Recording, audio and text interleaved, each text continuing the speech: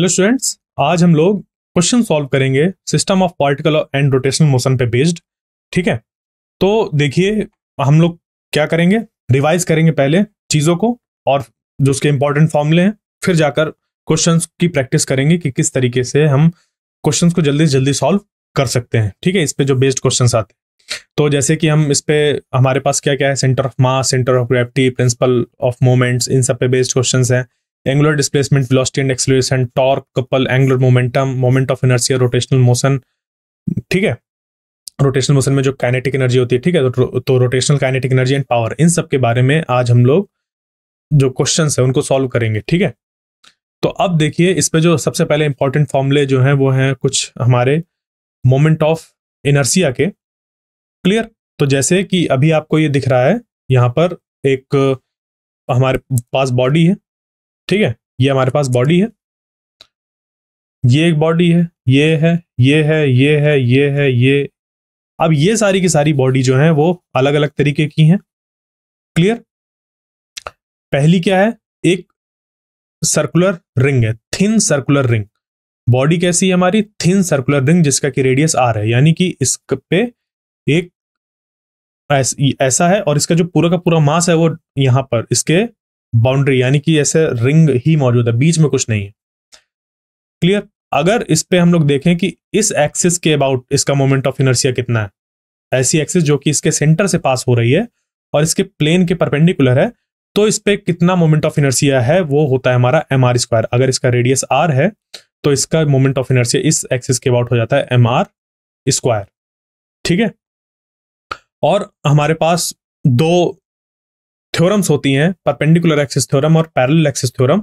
उन दोनों का भी हम लोग इस्तेमाल करेंगे और इसके अगर डायमीटर के अबाउट वाली एक्सिस पे हमें बताना हो कि मोमेंट ऑफ इनर्शिया कितना है तो उसको भी हम फाइंड कर सकते हैं। ठीक है, अगर कुछ इस तरीके से हो तो हम इसको फाइंड कर सकते हैं कि अगर मान लीजिए ये एक्स है, ये वाई है और ये जेड एक्सिस है, ये तो i x plus i y is equal to होता है आई जेड। क्लियर, और आई एक्स और आई वाई पर जो मोमेंट ऑफ इनर्शिया होगा वो सेम होगा ड्यू टू सिमेट्री, तो इसको लिख सकते हैं ऐसे और ये हो जाएगा ये, यानी कि आई एक्स जो हमारा निकल कर आ जाएगा वो आई जेड डिवाइडेड बाई 2 हो जाएगा।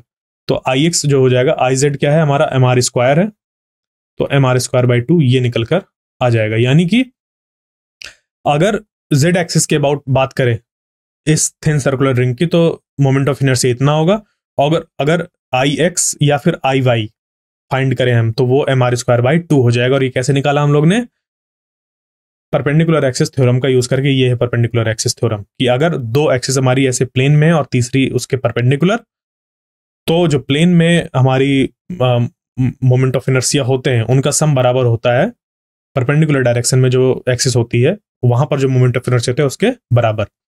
क्लियर, तो i x plus i y is equal to i z, ये हमारा पैरेलल ये हमारा परपेंडिकुलर एक्सिस थ्योरम होती है। क्लियर, इस तरीके से हम लोग ने इसके ये फॉर्मूले निकाले। उसके बाद ये जो है एक थिन सर्कुलर रिंग का इस एक्सिस के अबाउट जो होता है वो एम आर स्क्वायर बाई 2 होता है, जिसको कि अभी हम लोग ने निकाल कर देख भी लिया। आप इसको डायरेक्ट याद करिए क्योंकि जब हमें क्वेश्चन सॉल्व करते होते हैं कॉम्पिटिटिव एग्जाम्स में, ठीक है, फिर वो चाहे इंजीनियरिंग का हो चाहे मेडिकल का हो, ठीक है, तो हमें क्या करना होता है, फॉर्मूले याद होने चाहिए, प्रैक्टिस होनी चाहिए ताकि हम जल्दी से निकाल सके। फिर आता है हमारे पास थिन रॉड जिसकी की लेंथ एल है, तो एक रॉड है जिसकी लेंथ एल है, इस पे जो एक एक्सिस हमने बनाई है वो कैसी है, इसके सेंटर से पास हो रही है और इस एक्सिस के अबाउट ये ऐसे रोटेट कर रहा है। इसकी जो लेंथ है वो कितनी है, एल है, तो इसका जो मोमेंट ऑफ इनर्शिया होता है इस एक्सिस के अबाउट वो होता है एम एल स्क्वायर बाई 12। ठीक है, फिर आता है हमारे पास, इस पे भी देखो हम लोग ये परपेंडिकुलर एक्सिस थ्योरम और पैरेलल एक्सिस थ्योरम लगाकर इधर इधर कहीं पर भी हम फाइंड कर सकते हैं इसका मोमेंट ऑफ इनर्शिया, किसी भी एक्सिस के अबाउट इसका मोमेंट ऑफ इनर्शिया को फाइंड किया जा सकता है, वो एज अ क्वेश्चन आता है। क्लियर, अब देखिए यहां पर सर्कुलर डिस्क है अगर हमारे पास, तो उसका जो मोमेंट ऑफ इनर्शिया होता है इसके एक्सिस से पास होता हुआ, ठीक है, जो यहां पर ऐसे हमने बनाई है इसके सेंटर से पास होती हुई जो एक्सिस हमने ली है उस एक्सिस के अबाउट जो होता है वो होता है M R square by two. कितना होता है? M R square by two. फिर इसी का डायमीटर के अबाउट जो एक्सिस होती है वो हो जाता है M R square by four. जैसे कि यहां पर अभी हमने देखा कि ये जो रिंग थी, रिंग में इस एक्सिस के अबाउट एम आर स्क्वायर था और इस डायमीटर के about M R square by two. उसी तरीके से अगर इस डिस्क में इस एक्सिस के about M R square by two है तो इसके डायमीटर के अबाउट जो एक्सिस है वो हो जाएगा M R square by two में, यानी कि इसका आधा। जैसे कि ये इसका आधा है। ठीक है, अब आता है हमारे पास एक हॉलो सिलेंडर। तो देखो हॉलो सिलेंडर को अगर हम गौर से देखें, ठीक है, हॉलो सिलेंडर को अगर गौर से देखा जाए तो हॉलो सिलेंडर कैसा दिखाई देगा? ऊपर तरफ से ऐसे अगर हम लोग देखें, मान लीजिए कि ये हॉलो सिलेंडर है, ठीक है, अगर आप इसको इस जगह से देखें या ऐसे देखें तो आपको सिर्फ ये वाला पोर्शन दिखाई देगा। थिन है अगर तो सिर्फ ये हमें एक एज अ रिंग दिखाई देगी। क्या दिखाई देगी? रिंग। तो अगर इसकी एक्सिस के अबाउट ऐसे हम लोग अगर फाइंड करें तो इसका जो मोमेंट ऑफ इनर्शिया होता है इसके एक्सिस के अबाउट ये सिमिलर होता है एक थिन सर्कुलर रिंग के। अगर यहीं पर एक सॉलिड आ जाता है, सॉलिड सिलेंडर, तो ये दिखाई देता है हमें एज अ डिस्क। क्या दिखाई देता है? As a disc. तो इसका मोमेंट ऑफ इनर्शिया और इसका मोमेंट ऑफ इनर्शिया इस एक्सिस के अबाउट वो सेम होता है M R square by two और ये M R square by two. फिर आता है एक सॉलिड स्फेयर जिसका कि रेडियस आर है और डायमीटर के अबाउट जो इसका मोमेंट ऑफ इनर्शिया होता है वो होता है 2/5 एम आर स्क्वायर। क्लियर? तो अब चलते हैं हम लोग आगे, जो हमारे दूसरे इंपॉर्टेंट फॉर्मूले हैं। जैसे कि कोई एक पॉइंट मास है, ठीक है, और ये एक्सिस है, ये पॉइंट मास यहां पर m है। इस एक्सिस के अबाउट अगर हम लोग देखें जहां पर कि इस जगह से इस जगह तक की जो रेडियस है वो r है, तो इसका moment of inertia M R square होता है। पैरेलल एक्सिस थ्योरम हमें ये कहती है कि लेट अस सपोज कि इस एक्सिस के अबाउट, और मान लीजिए कि ये एक्सिस आई जेड है, यानी कि इसका जो मोमेंट ऑफ इनर्शिया है वो हमने I Z is equal to, या सिंपली आई मान लीजिए कि इस एक्सिस के अबाउट जो मोमेंट ऑफ इनर्शिया है वो आई है और वो है एम आर स्क्वायर के बराबर। अब हमारे पास ये क्योंकि ऐसे ऐसे घूम रहा है, और मान लीजिए कि हमें यहां पर कोई दूसरी एक्सिस है, ठीक है, कोई दूसरी एक्सिस है, ये एक्सिस है कोई दूसरी बी, ये एक्सिस ए है। इस बी एक्सिस के अबाउट हमें बताना है कि इस एम का कितना मोमेंट ऑफ इनर्शिया होगा इस एक्सिस के अबाउट। तो देखिए सिंपली ये होता है कि इस एक्सिस से इस एक्सिस के बीच की डिस्टेंस कितनी, वो हम लोग मान लेते हैं डी। कितनी ले लेते हैं? डी। तो सिंपली पैरेलल एक्सिस थ्योरम ये कहती है कि अगर ये एक्सिस इस एक्सिस के पैरेलल है और इस एक्सिस के बीच की डिस्टेंस डी है और जो ये मास है वो मास हमारा एम ही है, तो सेंटर ऑफ मास के अबाउट जो यहां पर हमारा मोमेंट ऑफ इनर्शिया था उसमें हम एम डी स्क्वायर को ऐड कर देंगे। ठीक है, तो ये सेंटर ऑफ मास के अबाउट अगर एम आर स्क्वायर था पहले से तो M R square plus M D square हमारा ये हो जाता है और बन जाता है टोटल मोमेंट ऑफ इनर्शिया इस एक्सिस के अबाउट इतना। ठीक है, तो हमें ये फैक्टर याद रखना होता है एम डी स्क्वायर, यानी कि इस एक्सिस के अबाउट हमें पता हो और किसी दूसरी एक्सिस जो कि इस एक्सिस के पैरेलल हो उसके अबाउट बताना हो, तो इन दो एक्सिस के बीच की डिस्टेंस को हम डी लेते हैं और इस पे जो हमें पता है उसको आईसीएम ले लेंगे। आईसीएम अब वो तो सेंटर ऑफ मास के अबाउट होती है, बट अगर सेंटर ऑफ मास के अबाउट भी नहीं पता तो हमारा काम बन जाता है और ये फिर हमारा निकल कर आ जाएगा। ठीक है, वैसे ये सेंटर ऑफ मास पर ही एप्लीकेबल होता है हमारा। ठीक है, इस तरीके से हमारा ये बन जाएगा। तो ये सेंटर ऑफ मास के अबाउट हमें जो मोमेंट ऑफ इनर्शिया पता है वो ये हो जाएगा, और अगर दूसरी एक्सिस जो कि इस एक्सिस के पैरेलल है तो हम इसको अप्लाई कर देंगे। क्लियर? तो ये होती है हमारी पैरेलल एक्सिस थ्योरम। आगे चलते हैं और देखिए परपेंडिकुलर एक्सिस थ्योरम तो पहले ही बता दी थी, वो पैरेलल एक्सिस थ्योरम हो गई। अब आगे चलते हैं, मान लीजिए कि हमारे पास एक मास ना होकर डिस्ट्रीब्यूशन ऑफ मास है, कोई यहां पर कोई यहां पर कोई यहां पर कोई यहां पर अलग अलग जगह पर है। ठीक है, उस केस में अगर हमें बताना हो सेंटर ऑफ मास, अगर हमें निकालना हो तो सेंटर ऑफ मास कैसे निकालते हैं? इस फॉर्मूले का यूज करते हैं। ठीक है, यहां पर क्या है, मान लीजिए ये हमारा एक पॉइंट है जो कि सेंटर ऑफ मास होगा इसका, ठीक है। या मान लीजिए कि ये हमारा ऐसा कोऑर्डिनेट सिस्टम है, और इस कोऑर्डिनेट सिस्टम पर इन सब की जो पोजीशन है, इसकी x1, इसकी x2, x3, x4, x5, x6, x7 ऐसे करते करते हैं, ठीक है। अब ये प्लेन है तो यहां पर x होगा और यहां पर y एक्सिस होगा, तो इसके x कोऑर्डिनेट क्या हो जाएंगे, इसके x कोऑर्डिनेट x1, इसका x2, इसका x3, इस तरीके से, और इसके y कोऑर्डिनेट भी होंगे। तो ये जो एक्सप्रेशन है ये जैसा x के लिए है वैसा y के लिए भी निकल कर आ जाएगा, summation mi yi by mi। इसी तरीके से z के लिए भी निकल कर आ जाएगा। मान लीजिए 3 डायमेंशनल स्पेस में होते हैं पार्टिकल्स, फिर हमें सेंटर ऑफ मास निकालना होता, तो उस केस में हम z भी ऐसे निकाल लेते mi zi upon summation mi। यानी कि ये वाला जो एक्सप्रेशन है इसको अगर आप याद रख लेते हैं एक के लिए, एक एक्सिस के लिए, तो आप बाकी के लिए भी निकाल सकते हैं। तो अगर आपको एक प्लेन में दिए हो डिस्ट्रीब्यूशन, तो किसका यूज करेंगे, ये और ये वाले का। अगर सिर्फ एक लाइन में दिए हो तो इसको यूज करिए चाहे इसको यूज करिए, सेम चीज है। अगर स्पेस में दिए हैं तो ये और ये तीनों इस्तेमाल हो जाएंगे, तो एक्स वाई जेड तीनों निकल कर आ जाएगा। तो एक्स वाई और जेड कोऑर्डिनेट से हमारा आर बन जाएगा, और वो हमारा निकल कर आ जाएगा सेंटर ऑफ मास का लोकेशन। क्लियर।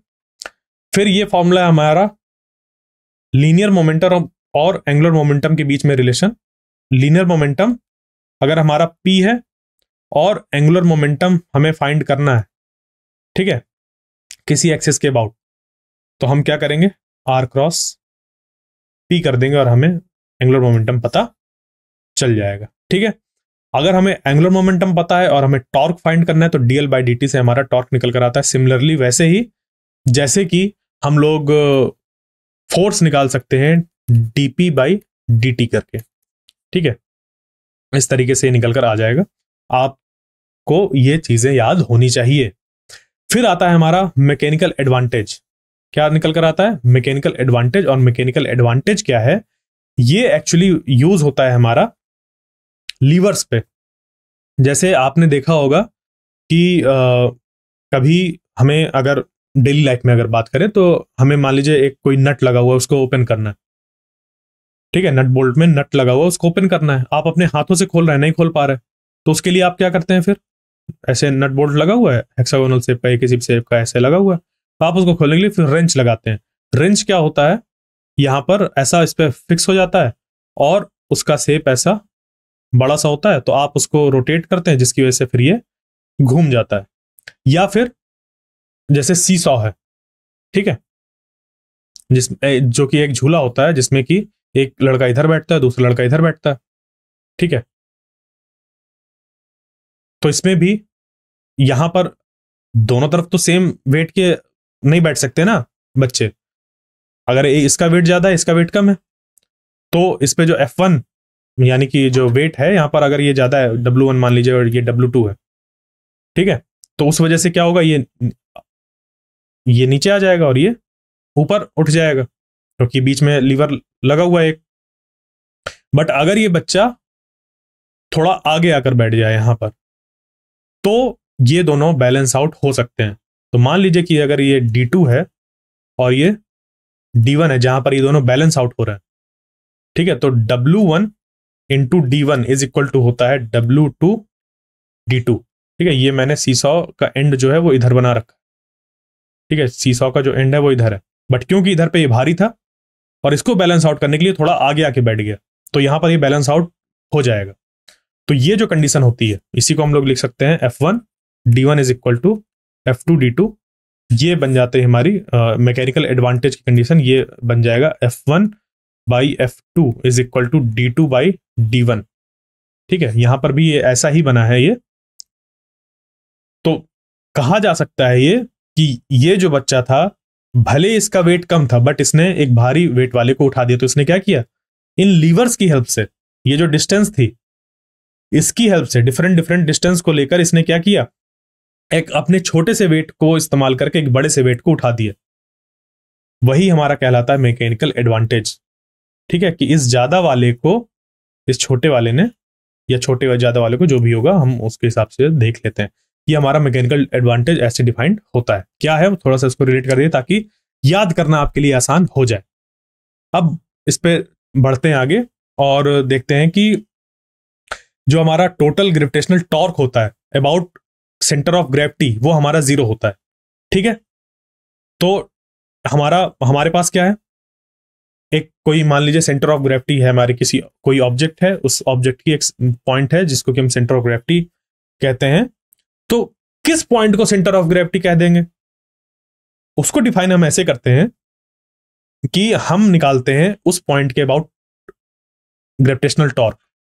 क्या निकालते हैं? Gravitational torque. यानी कि ये एक पॉइंट है, इस पॉइंट के चारों तरफ हम लोग ये देखते हैं कि अर्थ, क्योंकि नीचे सब में हर एक पॉइंट पे फोर्स लगा रही होगी, तो एक ऐसा पॉइंट जहां पर इन फोर्सेस की वजह से, इन वेट की वजह से इस पॉइंट के अबाउट लगने वाला जो टॉर्क है, जो यहां पर टॉर्क लग रहा होगा इन सारे पॉइंट्स के अबाउट, टॉर्क समझ रहे हैं? ये मैंने ऐसे लाइन बना रहा हूं तो आप समझ पे आ रहा होगा, टॉर्क आर क्रॉस एफ, ये आर क्रॉस एफ। ठीक है, तो जो टॉर्क होता है हमारा वो क्या होना चाहिए, इस पॉइंट के अबाउट 0 होना चाहिए। तो ये तब पॉइंट कहलाएगा हमारा सेंटर ऑफ ग्रेविटी। आपने वो जैसे बुक होती है ना, बुक को बैलेंस आउट किया होगा, वो एक पॉइंट ढूंढ लेते हैं, जब तक वो पॉइंट मिलता नहीं है तब तक बुक या तो इधर जाती है या तो इधर जाती है उस पर, क्योंकि क्या लगता है, टॉर्क, तभी तो वो रोटेट कर रही है ऐसे ऐसे, कभी इधर जा रही है कभी इधर जा रही है। तो वो पॉइंट जहां पर कि हर पॉइंट, हर उसके हर एक मास पर, जो भी उस पर एक छोटे छोटे मास हम कंसिडर करें, उसमें जो भी फोर्स लग रहा है उसकी वजह से जो टॉर्क हमारा जनरेट हो रहा है वो 0 हो जा रहा है, टोटल टॉर्क, वो पॉइंट हमारा सेंटर ऑफ ग्रेविटी कहलाता है। ठीक है, फिर आता है एंगुलर वेलोसिटी। एंगुलर वेलोसिटी हमारी, उसका जो एक्सप्रेशन होता है वो होता है delta theta by delta T, इसी को हम लोग D theta by D T भी लिख सकते हैं। ये हो गया हमारा एंगुलर वेलोसिटी। क्लियर? फिर आता है एंगुलर एक्सेलरेशन, ये होता है हमारा D omega by D T. फिर ये आ जाती है हमारी, जैसे कि लीनियर मोशन के लिए इक्वेशन ऑफ मोशंस थी, v is equal to U plus A T, S is equal to U T plus half A T square था ये। इसी को हम s माइनस एस नॉट भी लिख सकते हैं। उसके बाद फिर था हमारा v square is equal to U square plus 2as। ठीक है, तो अब देखो जो यहां पर s होता है वो एंगुलर या रोटेशनल मोशन पे जब हम लोग बात करते हैं तो ये हो जाता है थीटा, जो यहां पर डिस्प्लेसमेंट होता है वो हो जाता है थीटा थीटा थीटा। ठीक है, सॉरी, थीटा हो जाता है। ठीक है, अब यहां पर ये जो v होता है, जो v हमारा ओमेगा हो जाता है, और जो u होता है इनिशियल वेलोसिटी वो हो जाता है ओमेगा नॉट। इसी तरीके से जो s नॉट होता है वो हमारा थीटा नॉट बन जाता है। t दोनों में सेम ही रहता है। जो a होता है वो अल्फा बन जाता है, जो a होता है वो अल्फा बन जाता है। क्लियर? तो अब देखिए यहां पर रिप्लेस कर दी सारी चीजों को, तो v की जगह हो गया omega equal to omega naught plus alpha T, theta is equal to theta naught plus omega naught T plus half alpha T square, omega square is equal to omega naught square plus 2 alpha theta minus theta naught. यहां पर theta minus theta not ले लेंगे क्योंकि ये जो s होता है वो s माइनस एस नॉट को रिप्रेजेंट करता है ऐसे।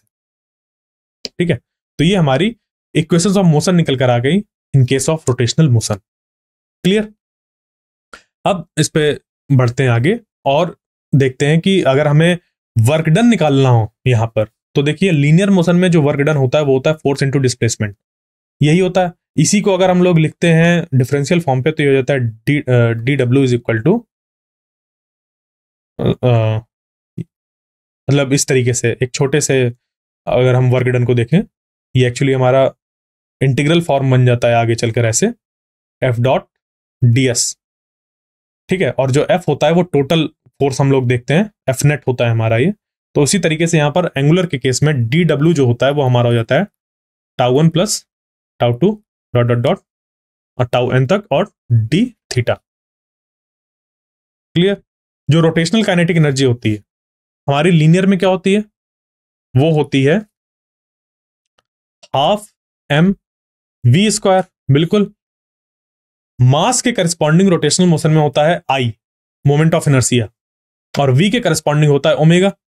तो यहां पर जब इनको पुट करेंगे तो रोटेशनल काइनेटिक एनर्जी के लिए फॉर्मूला बन जाएगा हाफ आई ओमेगा स्क्वायर। ठीक है, क्या बन गया? Half I omega square. इसी तरीके से पावर के लिए D W by D T, ये तो हमारा फॉर्मूला होता है। यहां पर डी डब्ल्यू कितना है?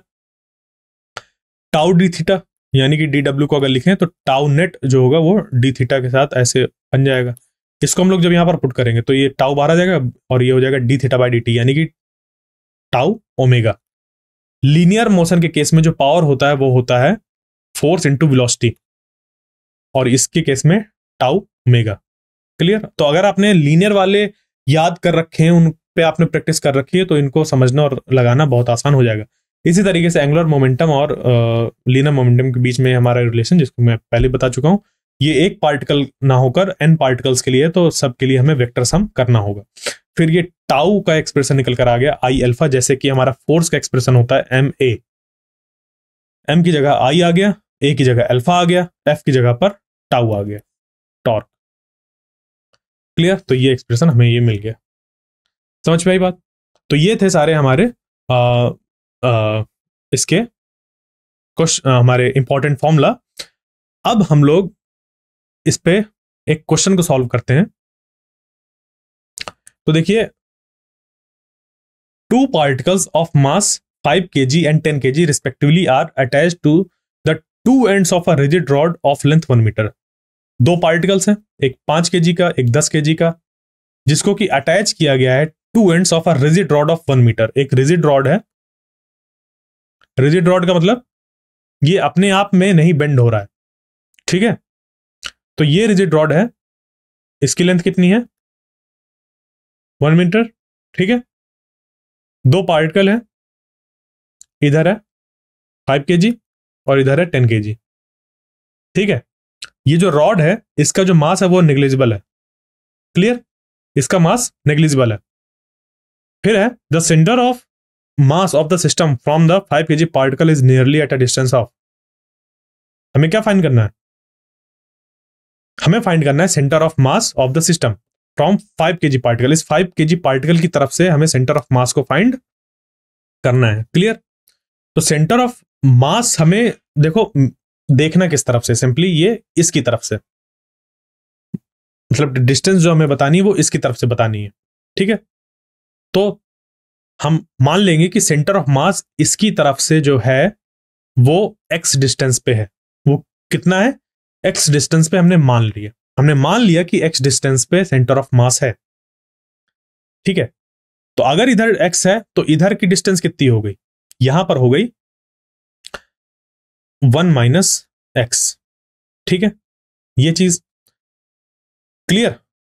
अब उसके बाद देखो, जो सेंटर ऑफ मास होता है, अगर आपको ये पता हो कि सेंटर ऑफ मास के अबाउट ये जो हमारा रॉड होता है वो कैसा होता है, एक अपनी स्टेबल पोजीशन को अचीव करता है। यानी कि सेंटर ऑफ मास पे अगर हम इसको ऐसे हैंग करें तो इस पे लगने वाला टॉर्क जो होता है वो 0 होता है ड्यू टू ग्रेविटेशनल फोर्स। ठीक है, यानी कि इस पे हम मैकेनिकल एडवांटेज वाला फॉर्मूला भी अगर लगाएं तो हमारा काम बन सकता है। देखो, इस मान लीजिए कि ये 5 kg और इस पे लग रहा है mg, यानी कि 5g इधर और इधर 10g। ठीक है, तो मैकेनिकल एडवांटेज का फॉर्मूला क्या था? इधर वाला फोर्स इंटू इधर वाली डिस्टेंस, इधर वाला फोर्स इंटू इधर वाली डिस्टेंस। ठीक है, इस पॉइंट के अबाउट जहां पर ये बैलेंस आउट हो रहे हैं। क्लियर? तो 5g, ये kg वाला g नहीं है, ये ग्राम नहीं है, ये ग्रेविटेशनल एक्सेलरेशन वाला g है। ये ध्यान दीजिएगा, ये kg वाला g नहीं है कि मैं के लिखना भूल गया हूं। नहीं, ये नहीं किया मैंने, ये g है, g। ठीक है, एक्सेलरेशन ड्यू टू ग्रेविटी। ठीक है, ये g 9.8 metre per second. Clear? तो ये 5g into X is equal to हो जाएगा 10 इंटू 1 माइनस एक्स। ये आ गया, एक सिंपल सी इक्वेशन बन गई। और यहां पर g आ जाएगा, तो देखो g से g कैंसिल हो गया, उसकी जरूरत भी नहीं पड़ेगी हमें लिखने की, बट मैं एक्सप्लेन करने के लिए थोड़ा सा इसको बता रहा हूं। तो ये हो गया 10 और ये हो गया 5, तो 5 से इसको कट कर देंगे तो हो जाएगा 2, तो x इज इक्वल टू हो जाएगा 2 माइनस 2x। क्लियर? ये 2x इस तरफ आ जाएगा, तो ये हो जाएगा 2x plus x is equal to 2, यानी कि 3x इज इक्वल टू 2, यानी कि x इज इक्वल टू 2/3। जो x हो जाएगा वो हो जाएगा 2/3। यहां पर x की वैल्यू हो गई 2/3। तो जब x की वैल्यू 2/3 हो गई तो यहां पर हमें जो ये मिलेगा x, वो ये कितना मिल जाएगा इस जगह पर, वो मिल जाएगा 1 - 2/3, जो कि हो जाएगा 1/3। क्लियर? ये हमारा ये हो गया और ये 2/3 मीटर्स निकल कर आ गया x की वैल्यू। ठीक है, x की वैल्यू 2/3 मीटर्स निकल कर आ गई। तो यहां से ये x जो होगा वो 2/3 होगा, और यहीं से तो हमें बताना था centre of mass of the system from the 5 kg particle, ये इतना होगा। क्लियर? तो यहां पर अब हमें क्या निकालना था, वैल्यू फाइंड करनी थी। तो 2/3 ऑफ 1 मीटर यानी कि 100 सेंटीमीटर जब हम लोग करेंगे, ठीक है, तो ये हमारा बन जाएगा कितना, इसको सॉल्व कर दे, अराउंड 67 सेंटीमीटर्स। ठीक है, तो हमारा ये आंसर बी करेक्ट हो जाएगा, और ये है इसका हमारा सॉल्यूशन। इस तरीके से इसको निकाल सकते हैं। ठीक है, तो आप चाहे इसको लगाइए, सेंटर ऑफ मास वाला फॉर्मूला लगाइए, या तो मैकेनिकल एडवांटेज से कर लीजिए, चीज वही है। ठीक है, आप इसको ऐसे भी सॉल्व कर सकते हैं, बट मैंने उसको वैसा सॉल्व किया, क्यों? क्योंकि मुझे वो देखने में आसान लग रहा था। तो मैंने क्या कहा, जैसे कि हमें क्वेश्चंस को जल्दी से जल्दी सॉल्व करना सीखना है, इस वजह से मैंने उसको अप्लाई कर दिया। ठीक है, उसमें मुझे कुछ सोचना ही नहीं था। तो मैं जब एग्जामिनेशन में जाऊंगा, मैंने जैसे जी लिखा था वो सब नहीं लिखूंगा, वो क्या करूंगा 5 × x लिखूंगा, और इधर 10 × 1 - x लिखूंगा, और उस पर भी इसको सीधे कट कर दूंगा कि 5 2 टाइम्स, तो x = 2 - 2x, और ये साफ साफ दिख रहा है कि 3x हो गया, और ये 2 बन जाएगा, और x = 2/3 × 100 कर दूंगा डायरेक्ट, और इसको 67 सेंटीमीटर जो कि हमें दिख रहा था वो डायरेक्ट ऐसे लिख देंगे। समझ पे आई बात? तो इस पे बीच बीच में स्टेप जो मैंने बताने के लिए यूज किए, उन सबको भी रिड्यूस करते हुए आसानी से इसको सॉल्व कर सकते हैं। ठीक है, तो आज हम लोग ने क्या किया, आज हम लोग ने जो फॉर्मूले थे उनको रिवाइज किया। अब जाकर हम लोग क्या करेंगे, जो अपने नेक्स्ट लेक्चर में इन्हीं प्रॉब्लम्स को आगे सॉल्व करेंगे। तो आई होप जो आज का लेक्चर था वो आपको समझ पे आया होगा। नेक्स्ट लेक्चर तक के लिए थैंक यू।